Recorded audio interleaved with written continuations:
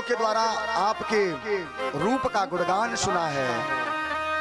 आपकी एक एक लीलाएं सुनी हैं, और उन लीलाओं को सुनकर, आपकी महिमा को सुनकर मैंने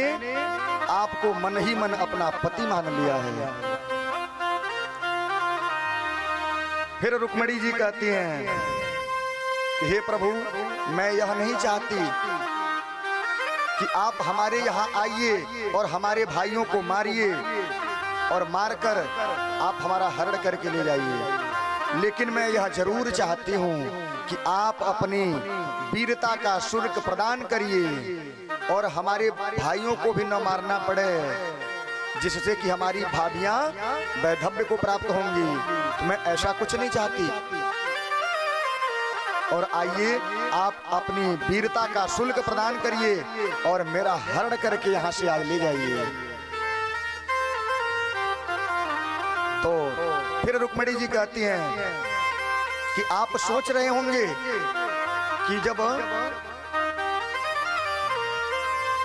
तुम्हारा विवाह तय हो चुका है,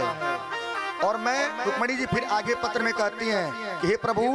मैं यह चाहती हूं कि सिंह के भाग को कोई गीदड़ लेकर मत जाए, क्योंकि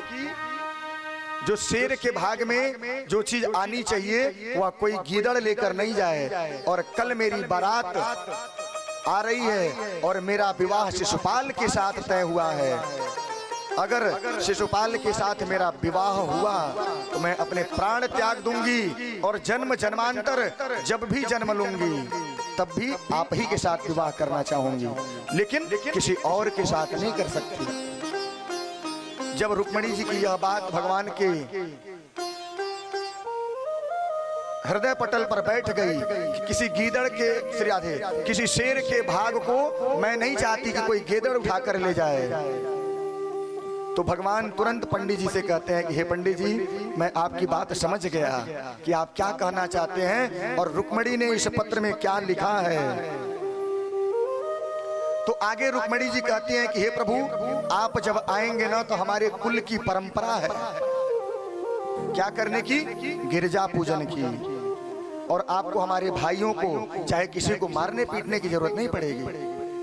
और हमारे घर में जब, हमारे कुल में जब किसी कन्या का विवाह होता है तो वह कन्या सबसे पहले गिरजा मंदिर जाती है और गिरजा मंदिर में जाकर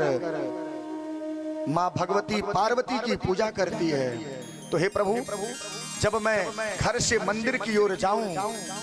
तो आप उस मंदिर में आकर मेरी प्रतीक्षा करना और वहीं से मेरा हरण करके ले जाना, जिससे किसी को मारना नहीं पड़ेगा। तो रुक्मिणी जी कहती हैं, अंतःपुरांतरचरी मनहित्य बंधुष त्वामुद्बहे कथमतिं प्रवदाम्युपायम् पूर्वेद्युरस्तु महती कुलदेवी त्राया